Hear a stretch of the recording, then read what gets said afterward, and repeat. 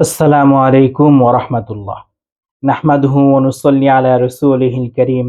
আম্মা বা'দ। ফাআউযু বিল্লাহি মিনাশ শাইতানির রাজীম। বিসমিল্লাহির রহমানির রহিম।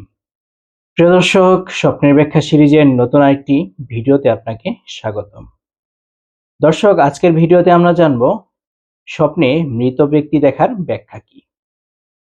ইমাম মুহাম্মদ ইবনে সিরিন রাহিমাহুল্লাহ বলেন, যদি স্বপ্নে কেউ মৃত ব্যক্তিকে দেখে তাহলে তাকে যে অবস্থায় দেখবে সেটাই বাস্তব বলে ধরা হবে।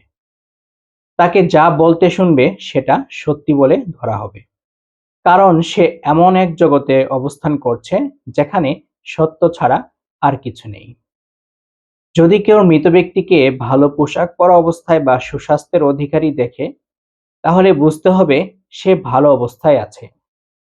আর যদি জীর্ণশীর্ণ স্বাস্থ্য বা খারাপ পোশাকে দেখে তাহলে বুঝতে হবে ভালো নেই।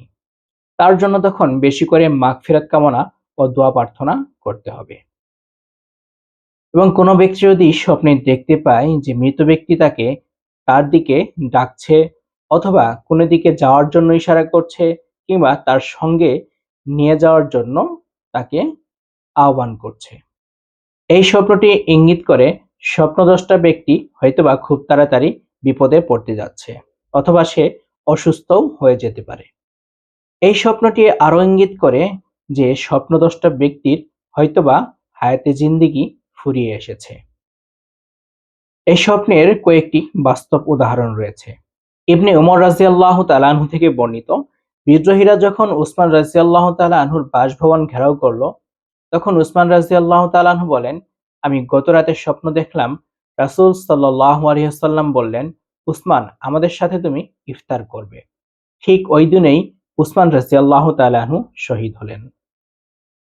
আনাস ইবনে মালিক রাদিয়াল্লাহু তাআলা আনহু থেকে বর্ণিত, আবু মুসা আশআরী রাদিয়াল্লাহু তাআলা আনহু বলেন, আমি স্বপ্নে দেখলাম আমি একটি পাহাড়ের কাছে গেলাম।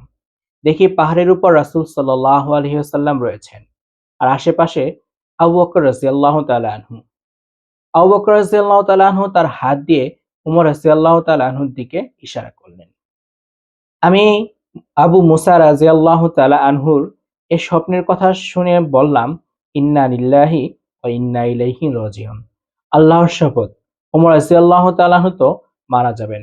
এবং ঠিক এর কিছুদিন পরে হযরত ওমর রাদিয়াল্লাহু তাআলা আনহু শহীদ হয়ে যান। প্রিয় দর্শক, ভিডিওটি ভালো লেগে থাকলে লাইক কমেন্ট করতে ভুলবেন না এবং এই ধরনের গুরুত্বপূর্ণ ভিডিও এবং স্বপ্নের ব্যাখ্যা জানতে আমাদের চ্যানেলটি সাবস্ক্রাইব করে আমাদের পাশেই থাকুন। আসসালামু আলাইকুম ওয়া রাহমাতুল্লাহ।